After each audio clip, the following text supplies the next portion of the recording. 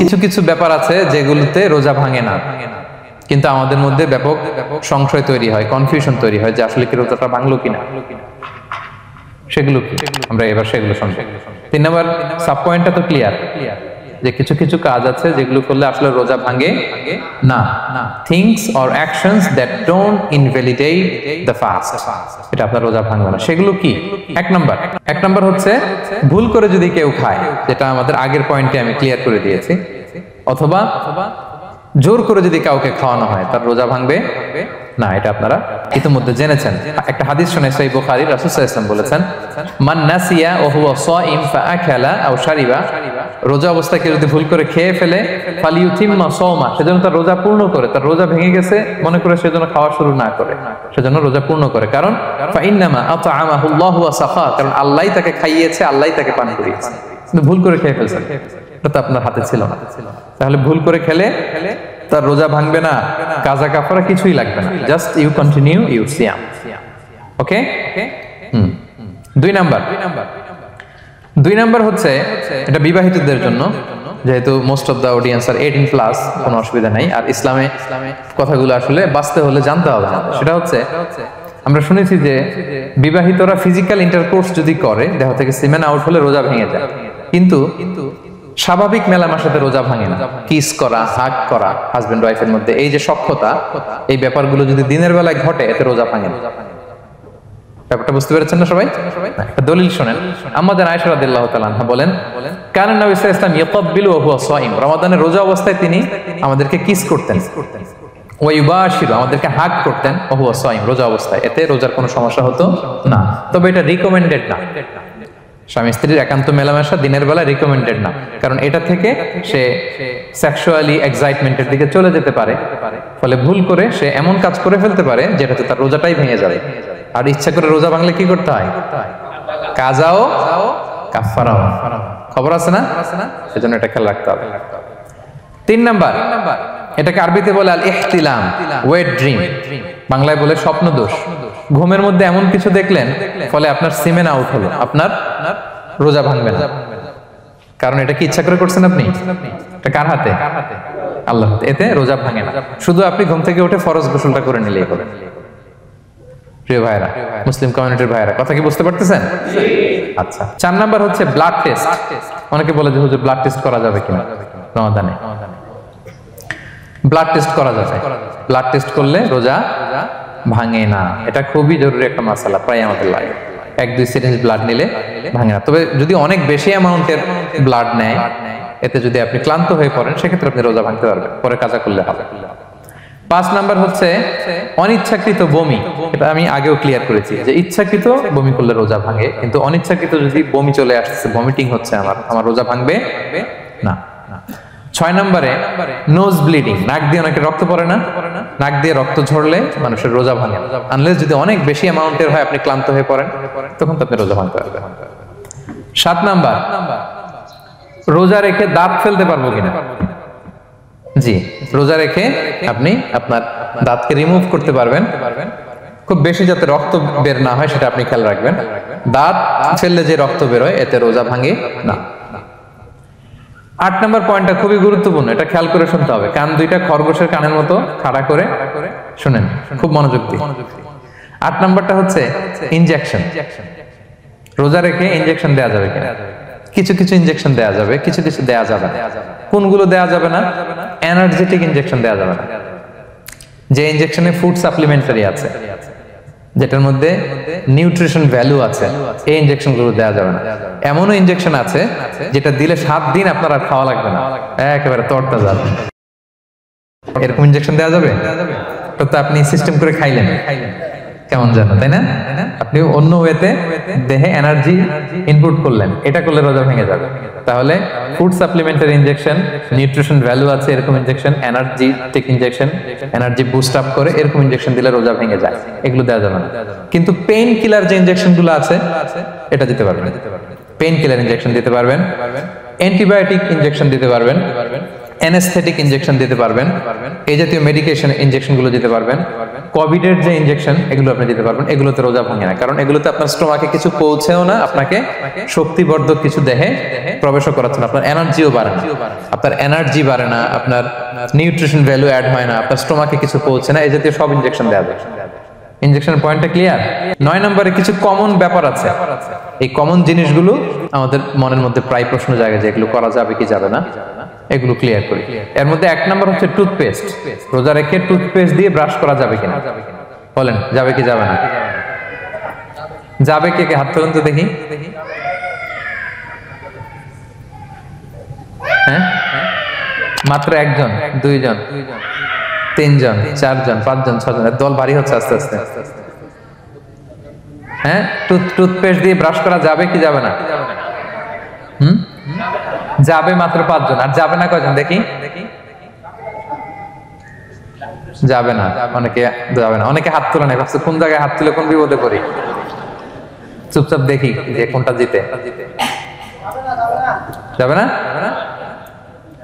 যাবে না, দল ভারী না? যাবে? এই সুন্দর বলছে, যাবে কিন্তু না করাই ভালো। হ্যাঁ হ্যাঁ, যাবে। টুথপেস্ট দিয়ে ব্রাশ করলে রোজা ভাঙে না, তবে যদি খুব স্ট্রং টুথপেস্ট হয় এগুলো ব্যবহার না করা ভালো। দিনের বেলায় মেসওয়াক করা ভালো।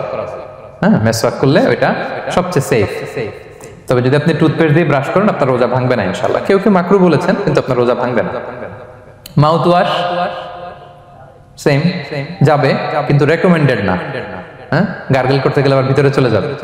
সিম্পলি কুলি করা যাবে কিন্তু আপনার রোজা ভাঙবে না। কিন্তু দিনের বেলায় আমরা টুথপেস্ট, মাউথ ওয়াশ এগুলো ইউজ না করে কোনটা সাজেস্ট করি? কোনটা?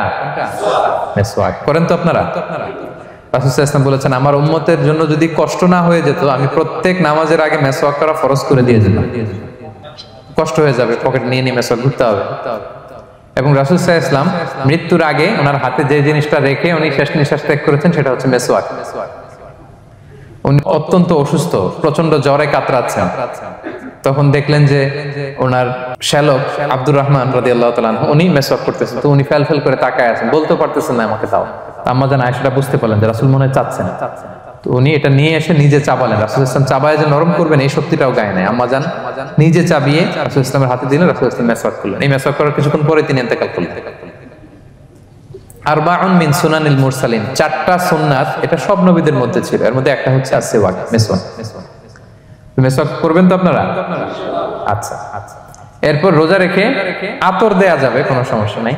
পারফিউম দেয়া যাবে, সমস্যা নেই। আই ড্রপ দেয়া যাবে, চোখে ড্রপ দেয়া যাবে, আইলাইনার দেয়া যাবে, কাজল দেয়া যাবে, এগুলোতে রোজা ভাঙে না। এরপরে ডায়াবেটিক পেশেন্ট যারা আছে তারা ইনসুলিন দিতে পারবেন, এত রোজা ভাঙে না। এটা আমাদের লাগে না, আমাদের অনেক মুরব্বীদের দিতে হয়, আমাদের আব্বা আম্মাদের। তো এটা আপনারা জেনে গেলেন, ইনসুলিন দিলে রোজা ভাঙে না। এরপরে 10 নম্বর খুব মজার একটা পয়েন্ট, খাবারের যদি লবণ চেক করা হয় এতে রোজা ভাঙে না। তবে ঘরে আপনারা এটা ট্রাই করবেন না, এটা রেকমেন্ডেড না। এটা কখন রেকমেন্ডেড? এটা বড় শেফদের জন্য। লেটস সে রমাদানে 1000 লোকে বিরিয়ানি করা হবে, আল্লাহর বান্দারা রোজাদাররা খাবে, এটা লবণ বেশি হলে খাইতে পারবে? পারবে না। এজন্য যিনি শেফ, প্রধান বাবুর্চি, উনি লবণটা ট্রাই করতে পারবেন, করেই সাথে সাথে কুলি করে ফেলবেন, ভিতরে তো কিছু গেল না, এতে রোজা ভাঙে না। তাই বলে প্রতিদিন ঘরের রান্নাতে আবার এটা করতে যায় না। ঘরে 2 জন, আপনি আপনার হাজবেন্ড ওয়াইফ টোনাটুনি একটা হইলেই হইলো, কি বলেন? লবণ বেশি হবে কম হবে, কিন্তু বড় প্রোগ্রাম, অনেক রোজাদাররা একসাথে ইফতারি করবে, এটা তো লবণাক্ত হইলে খাওয়া যাবে না। তো সেক্ষেত্রে শেফ যদি জাস্ট জিব্বা দিয়ে লবণটা একটু ট্রাই করে নেয় যে অ্যাড করতে হবে না, ঠিক আছে, সাথে সাথে কুলি করে ফেলে, রোজা ভাঙবে না। দলিল কি? দলিল হচ্ছে কাঁচা ডালের মেসওয়াক। রাসূল সাল্লাল্লাহু আলাইহি ওয়াসাল্লাম কাঁচা ডালের জাইতুনের মেসওয়াক দিয়ে তিনি সেওয়াক দিয়ে মেসওয়াক করতেন।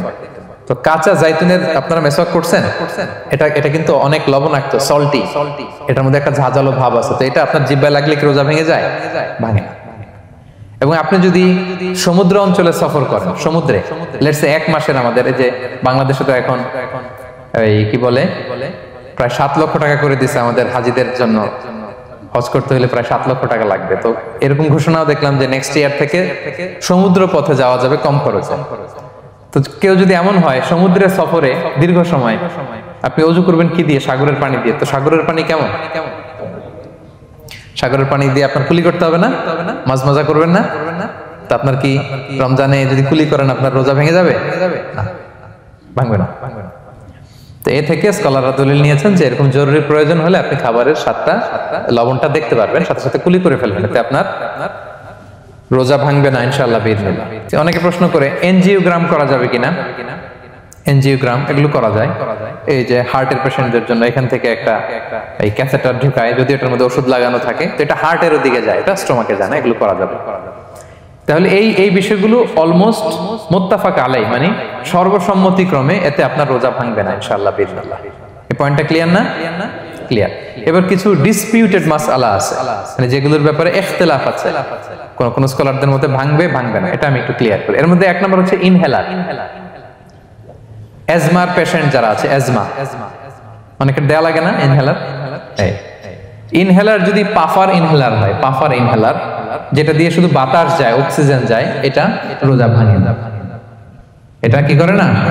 রোজা ভাঙে না। পাফার ইনহেলার যেটাতে অক্সিজেন পাস করে, রোজা ভাঙবে না। কিন্তু যদি ভ্যাপোরাইজেশন হয়, অথবা একটা আছে DPI, dry powder inhaler, punch করলে একটা পাউডার সহ ভিতরে যায়, অ্যাজমাটা কমায় দেয়, ওই পাউডার দিয়ে করলে কিন্তু রোজা ভেঙে যাবে। ভ্যাপোরাইজেশন হলে বা ডিপিআই ইনহেলার হলে আপনার রোজা ভেঙে যাবে। ইনহেলার ক্লিয়ার তো সবার কাছে? আচ্ছা, এরপরে যাই সামনে। সাপোসিটরি বুঝেন তো না? ডুশ বলে, প্রচন্ড জ্বর কমে না, তখন ডাক্তার বলে যে পাই পথে অ্যানাল পিল বলে এগুলাকে, পাই পথে এটাকে ইনপুট দিতে হয়।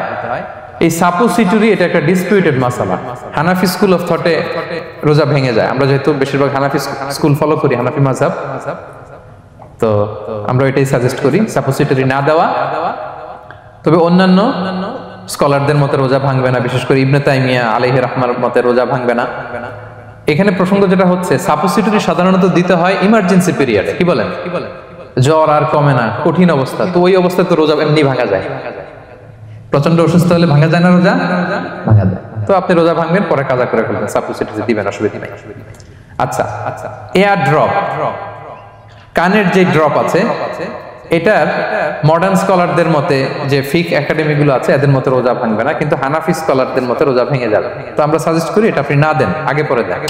3 নাম্বার, হার্টের পেশেন্টদের একটা ওষুধ দিতে হয়, এটাকে নাইট্রোগ্লিসারিন ট্যাবলেট বলে, জিহ্বার নিচে দেয়, দেওয়ার সাথে সাথে বডি এটা অ্যাবজর্ব করে ফেলে, ওষুধটা থাকে না জিহ্বার নিচে। জিহ্বার নিচে এটাকে প্লেস করলে সাথে সাথে এটা বডি অ্যাবজর্ব করে, এখানে আবার পাম্প শুরু হয়ে যায়। তো হার্ট অ্যাটাক করলে এটা দেয়। আধুনিক যে ফিক একাডেমি গুলো আছে তাদের মতে রোজা ভাঙবে না, কিন্তু হানাফি স্কুল অফ থটে তাদের মতে যেহেতু সম্ভাবনা আছে কিছু চলে যেতে পারে, যদিও যায় না, হানাফি মাযহাব হচ্ছে খুব ইহতিয়াত অবলম্বন করে, অত্যন্ত বেশি সাবধানতা অবলম্বন করে। কিন্তু মডার্ন ফিক একাডেমি গুলো তাদের মতে হার্ট পেশেন্টদের জন্য নাইট্রোগ্লিসারিন ট্যাবলেট যদি জিহ্বার নিচে রাখেন রোজা ভাঙবে না। হিজামা, কাপিং, হিজামা চিনেন তো? হ্যাঁ, হিজামা করছেন কেউ এখানে? আপনি করছেন, আর কেউ? অনেকে করছে দেখি মাশাআল্লাহ। এটা এখন অনেক পপুলার হচ্ছে, রাসূল সাল্লাল্লাহু আলাইহি ওয়াসাল্লাম কিন্তু করতেন। এখন দেখবেন যে অনেক বড় বড় সেলিব্রিটিরা, অ্যাথলেটরাও করে। এরকম কাপিং এর টিউব আছে, পিঠে একটু কেটে ওটাকে লাগায় দেয়, আস্তে করে এই রক্তগুলো বের করে ফেলে, ব্যথা ট্যাথা, পেইন টেন এগুলো কমে যায়। এখন কিন্তু এটার অনেক প্রচলন পেয়েছে। হানাফি স্কুল অফ থটে হিজামাতে রোজা ভাঙে না, অন্যান্য স্কুল অফ থটে ভাঙে। তো হিজামা তো ইমার্জেন্সি কিছু না, আমার দিনের বেলায় কেন রমজান মাসে হিজামা করা লাগবে, আমি ইফতারের পরে হিজামা করলাম। আচ্ছা, ব্লাড ডোনেশন করলে রোজা ভাঙবে কিনা? এক ব্যাগ যে রক্ত নাই, ভাঙবে কিনা? হাম্বালি মাযহাব অনুযায়ী ভেঙে যায়, হানাফি মাযহাব অনুযায়ী ভাঙে না। আমরা হানাফি স্কুল ফলো করি, সো আপনি ব্লাড ডোনেট করতে পারবেন, ভাঙবে না। তবে অনেক ব্লাড ডোনেট করার কারণে যদি আপনি অসুস্থ হয়ে যান, দুর্বল, ওই অসুস্থতার কারণে আপনি ভাঙতে পারবেন। তবে এটা রেকমেন্ডেড, যদি ব্লাডের কারণে মুমূর্ষু রোগীর জীবন যায় অবস্থা, তখন অবশ্যই আপনি ব্লাড ডোনেশন করবেন, যাতে করে একজন মুমূর্ষু রোগী জীবন ফিরে পায়। তো এই পয়েন্টটা তো ক্লিয়ার না সবার? তো এই ছিল সম্মানিত সুধী কিছু মৌলিক বিষয় যেগুলো করলে আমাদের রোজা ভাঙে না।